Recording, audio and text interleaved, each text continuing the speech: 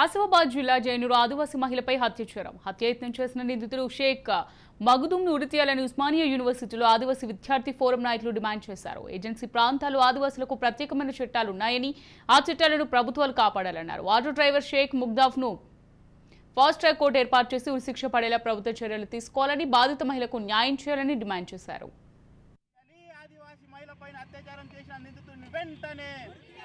చనిపోయిందని పారేసి వెళ్ళిపోవడం జరిగింది. ఆ తర్వాత స్థానికులు గమనించి ఆమెను హాస్పిటల్లో చేర్చడం జరిగింది. బతికి బయటపడ్డ తర్వాత ఈ విషయం బయటకు వచ్చింది. అప్పటి వరకు దీన్ని యాక్సిడెంట్ కేసుగా చిత్రీకరించారు. ఆదివాసీ స్టూడెంట్ ఫోరం ఉస్మానియా యూనివర్సిటీ నుంచి మేము డిమాండ్ ఒకటి తీసుకుని వస్తున్నాము. మా షెడ్యూల్ ఏరియాలో, మా ఏజెన్సీ ఏరియాలో మాకున్నటువంటి చట్టాలు బలమైనవి, వాటిని పకడ్బందీగా అమలు చేసే బాధ్యత ప్రభుత్వం పైన ఉన్నది. దీనిపైన ఉన్నతాధికారులు స్పందించి అక్కడ అన్యాయం జరిగింది, చేపలు తగలబెడుతున్నారు, ఇట్లా దాడులు చేస్తున్నారు అనేసి మీరు ఉల్టా మా మీద కేసు పెట్టడం అనేది ఇది కరెక్ట్ కాదు.